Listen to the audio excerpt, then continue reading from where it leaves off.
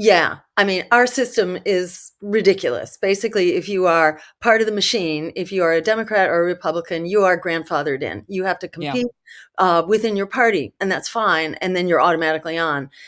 It shouldn't be that way. There needs to be there needs to be a reasonable threshold so that you shouldn't have to be, the political elite in order to get on the ballot Yeah. or the economic elite. Because right now you can buy your way on, and if you have oodles of money, you can hire petitioners and you can attain these ridiculous requirements. In New York City, in New York State, they tripled the requirement.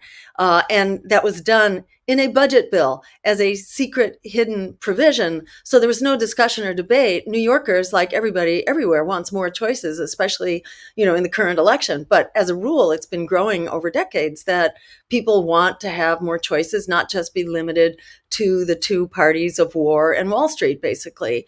And so Governor Cuomo secretly inserted into a budget bill this increase in the requirement from 15,000, which is high, Hmm. 15,000 signatures in 6 weeks. If it's 1,000, okay, that's reasonable.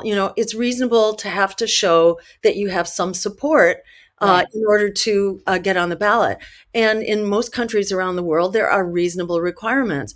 What goes on here in the US is totally beyond the pale. It's really harder. I think New York State in particular is harder than anywhere else in the world, including in Russia, to be a contender because the empire basically has the ability to shut down competition here by creating these really high access requirements. So in New York, it went from 15,000 in 6 weeks, which is a lot.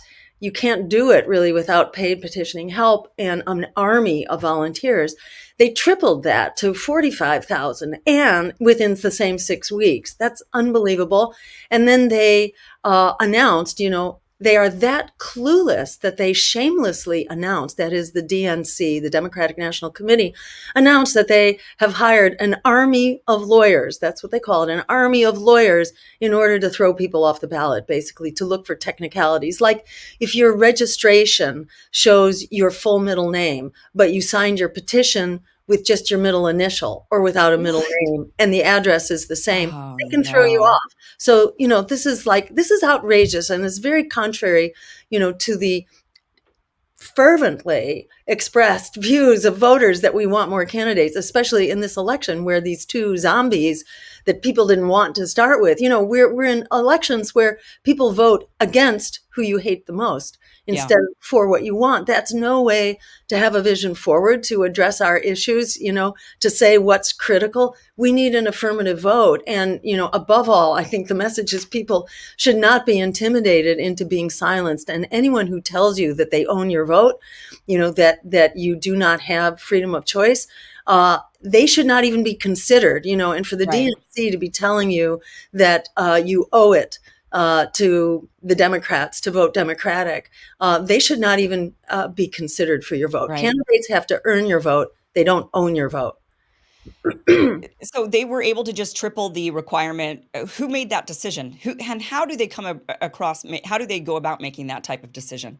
So it was buried in a budget bill, and often these budget bills are humongous. And, we don't pass legislation anymore as a rule. We just jam everything into Yeah. one budget bill a year. That's kind of how Congress works. And that's how state legislatures work, because we don't really have a functioning democracy. We don't actually debate things. The public is not informed. We have consolidated corporate media. So, which is largely in service of careerism as opposed to, the public interest. So the whole system is dysfunctional on every count. That doesn't mean it can't be fixed. It can be fixed. And one of the things that we will do if we get into office on day one is to initiate antitrust proceedings against consolidated corporate media, because this is a new thing. 15 years ago, we had dozens and dozens of major media outlets. Now we have about six. There Mhm. is the independent media, which is absolutely critical and which we should be boosting and supporting. in every way. But right now we have this horrible consolidated media, and that's very much part of the problem. So they were able to basically insert this poison pill into the budget bill without anybody knowing about it. And so there was no public debate or discussion. People would have been up in arms if they thought that, two candidates are now being rammed down your throat without any options, especially, or I should say, with the exception of billionaire alternatives like RFK, who has unlimited amounts of money now, has a super PAC funded by two very wealthy donors. That's not what democracy looks like either. And that's not what alternative politics looks like, in Right. my view. It's not just a matter of being new. It's about rejecting this whole system whereby Wall Street and the war machine, and the usual suspects kind of run the system, and they pull strings from the inside of the leading parties, the major political elites, and they have all kinds of loopholes by which a single donor in the Democratic or Republican Party can write a check for $600,000, and that money gets laundered back into the presidential campaign. So when you have single donors who are contributing $600,000 to a political campaign, they have a lot of weight. They Yeah. can pull strings from the inside. And then you have super PACs like RFK himself has, whereby you know, they're not coordinating, but implicitly they are coordinating. The rules are ridiculous. And we had safeguards at one time, and they have been diminished. It wasn't just Citizens United in wherever that was, 2011, 2010, something like that. But Yeah. there were other decisions before that that have basically been dismantling a system of election reform. How far along are you on these Um, signatures? the system is designed so that you don't know. You can't know exactly where you stand, because when you're dependent on an army of grassroots volunteers, and anyone can download the petition, which is a great thing. Anyone can, can help push on the system, which is the way it should be. But then it becomes very hard to know, where are the petitions? Are they all getting in? And do they, have they all been validated? And we're urging people to turn them in quickly. And let me just, announce again where people should go, which is jillstein2024.com/NY ballot, New York ballot Okay. /NY ballot. And if you're anywhere in the vicinity, go sign up, and download the petition and get out. And even just to have 20 friends sign it. If there's another couple thousand people who are getting 20 friends to sign it, that's the margin of safety we need, And because we've got to get twice, to be secure, right, we need to right. get twice the requirement. And this doesn't mean they're gonna vote for you, right? This just means they want you on the ballot as an option to vote for. It just means that you're going to have an anti-genocide, anti-war choice on the ballot, Right. and a pro-worker choice, because otherwise you won't have a prayer of that. And Yeah. RFK is pretending to be anti-war, but then you have to think, oh, the Middle East doesn't count. This is a war. This is Yeah. probably the most dangerous war going on. So, Yes. and unfortunately, he has the money to buy up all the professional collectors Yeah. and offer them sky high rates, and then take them on to his next state. So the things you usually rely on are not available. The system has been totally hijacked by big money here. And, this is about, do we want a grassroots campaign, period, that's not Right, right. sponsored basically by corporate money? Because Democrats and Republicans are, libertarians, they're not uniform, but the candidates usually use, big money to get on the ballot. And, so if you want a grassroots campaign that is not bought and paid for, get us on the Yep. ballot. We're the one hope here. Okay. I have the link down below, so definitely I encourage Great. everybody to get out there. Why do you think it is you are the only major candidate who is against the Zionist agenda that's going on right now and the genocide in Gaza? Why do you think that is? Oh man. Well, I think, as Ronald Reagan's Secretary of Defense said back in the 1980s, Israel is the unsinkable battleship for the United States in the Middle East, basically overseeing, control over that very important source of oil. And, this is U.S. expressed military policy, expressed Pentagon policy, so-called full spectrum dominance, that the U.S. will dominate all basically all substantial resources and all areas of competition for resources around the world, and that we will dominate all domains, that is outer space, cyberspace, um, battle, potential Yeah. land battles, the sea, the subsea. We will dominate full spectrum here.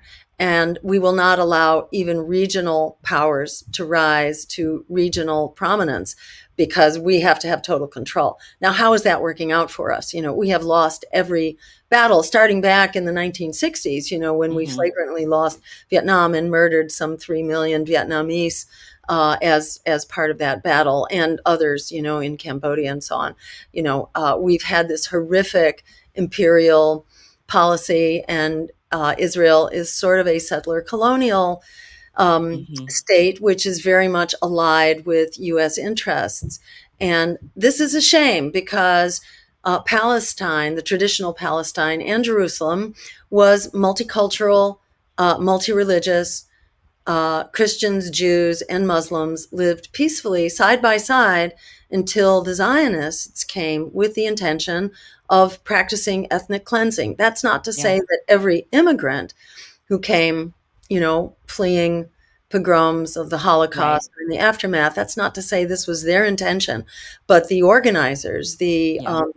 the terrorist groups, the Jewish terrorist groups, who went around, bombing the King David Hotel, for example, in Jerusalem, where a hundred, Brits and others, Westerners and others, were all murdered in a specific event that was designed to terrorize, at that point, particularly Great Britain, but also, there was a terrorist campaign designed to drive out the Palestinians. Now, that was not widely known, although that's what the Palestinians have always said. But their experience was validated by the National Israeli Archives and the military records, which showed indeed, and there was a whole new generation of Israeli historians which did their work starting in the 1990s, that completely overturned the basic presumptions about Zionism, that it was a land without a people and a people without a land. This was a marriage made in heaven. They were going to make the desert bloom. Not true at all on every score. And that was shown through Israel's own records that were declassified in the 1990s, showing that there was basically an intentional plan to move out the local population. And that's what's happened over and over, village by village. They were burned, or the inhabitants were driven out, their crops were burned, their olive trees were burned. And there were massacres that began even before the state of Israel was formally declared. So that's where the conflict began. And, it's out of that conflict that eventually, October 7th was just the latest skirmish Yeah. of a massacred population to fight back. And it was horrible. I think, targeting civilians anywhere is not okay. A war crime doesn't justify a war crime, even though Right. resistance, Palestinian resistance, is consistent with international law. But targeting civilians, in my view, is definitely not. Right. So, a lot of bad stuff here, but some of this was friendly fire as well. And a lot of it was also made up, Yeah. just pure propaganda. So there's a lot of fog of war going on here. But in any case, war crimes or disasters don't justify other ones. And what Israel has committed since October the 7th is just so totally over the top. It's pathetic that Hamas, continues to be this justification of the slaughter of thousands of children who are being tortured and murdered on an industrial scale. Every day, 37 children lose their mothers. This is a civilian death. I was just, at this conference, Doctors Against Genocide, um, last week, this really amazing conference that included lots of people who've actually been there and worked there. And, Hmm. you can see this in in the podcasts as well, of the healthcare providers, who haven't been targeted yet and murdered, which is also going on here. And that itself is a war crime, the destruction of the healthcare system. But, who they are taking care of, it's entirely civilians. They are not, and it's mostly children and women. Yeah. So, it's outrageous that this mythology that there is a war Yeah. going on is that anyone gives that any attention whatsoever. What went before the International Court of Justice, and you had 13 out of 15 judges all saying that, this is plausible genocide, which is the most definitive you can ever be about a genocide until after the fact, and you have Right. all the evidence. This is as definitive as it gets, and it's not only the Palestinians; it's also Israelis who are really in the target hairs here, because even their traditional allies, Egypt, for example, who joined the case, and Egypt was Mhm. also threatening to tear apart their peace treaty with Israel in advance of the assault on the Rafah Gate. So, there may be some mixed messages coming out of Egypt, but there's an awful lot of discontent. And the same is true in Jordan, where there have been huge rallies now also demanding that Jordan end its peace treaty with Israel. You've got an active hot war going on with Lebanon. You have between Israel and the U.S.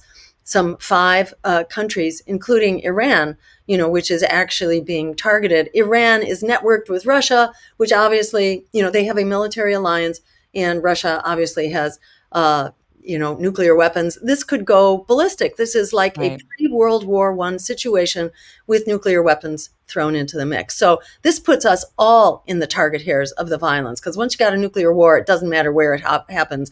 Nuclear winter is terminal for us all. So, our leaders are so clueless, so uninformed, so, subservient to their war profiteer and APAC masters that, they're all just going full speed ahead, voting unanimously for the latest appropriations to keep the futile and horrific war going in Ukraine, where there should have been, what Russia wanted was neutrality. That Right. should have been in the cards and on the table from the get go. The same thing. This war in the Middle East threatens everyone in the region, especially Israelis and Right. all of us potentially. So it's up to us as the American people. As Frederick Douglass said, power concedes nothing without a demand. It never has, and it never will.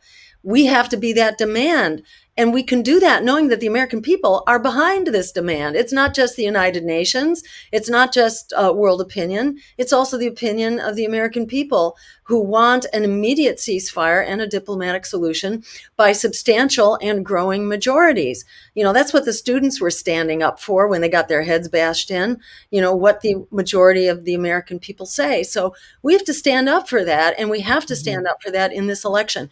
If our campaign isn't in the race, it will not be discussed in this election, because they all agree it's full speed ahead on these disastrous war policies that are endangering all of us and impoverishing us here in the US, where it consumes, this endless war machine consumes half of our congressional budget. So this is just nuts. We can put it to an end simply by standing up with the courage of our convictions and taking a lesson here from the young people who've always led the charge on significant political change and social change. We need to follow their example and stand up and demand an end to this, including in the voting booth. By getting us on the ballot in New York, it is a shot across the bow of the empire and oligarchy that Yeah. their days are numbered, and that they better start moving now. I don't think the political elites in Washington are clueless. I mean, I think they know exactly what they're allowing to have happen. I think that they just believe that, for one reason or another, whether it's that they're bought off and they're just kowtowing to their donors, or if they're God-fearing in a way and they believe that this is just biblical prophecy, revelations that are coming to pass, or whatever their reasoning. I think they're fully aware of the atrocities that Israel's committing in Gaza against the Palestinian people. And they're fully aware of what they've been doing for decades to the Palestinian people. But they, for whatever reason, just that to them is not a red line. Genocide, unfortunately, is not or attempted genocide is not a red line for a lot of these political elite. It's really frustrating. I mean, this is the moment. And if these other candidates cannot, um, they're unable, they're unwilling, and that to me is absolutely 100% a deal breaker, which is why I intend to vote for you this coming fall. You are the person that I I'm going to be voting for. And I know a lot of people who are with me on that feel like this is a red line and that you are the only option out there right now. And also, and I swore on, and this is how much of a red line it is for me. I swore off the Green Party. I swore off the Green Party after the vaccine, after they came out so hard about the vaccine mandates, saying that they wanted mandates and they were really crazy about that. But I know you were against the mandates, which is what makes me feel comfortable. And so I will go against even what I said about the Green Party, and I will vote for you this fall because I am that to me it's a red line. How could I ever stand with anybody that I think is immoral? And to me, it is deeply, deeply immoral to watch children be slaughtered and to continue to deny that. It's And deeply immoral. Hey guys, thank you for watching this clip from the full Kim Iversen show, which you could catch just by heading to that link down below, KimIversonShow.com. You can watch the full show from what you just watched, or you could catch the full show live Monday through Friday, live streams, 5 p.m. Pacific, 8 p.m. Eastern at KimIversonShow.com. See you then. Be sure to like, share, and subscribe. Never miss an episode. Never miss a clip. Never miss a segment. Thanks, guys.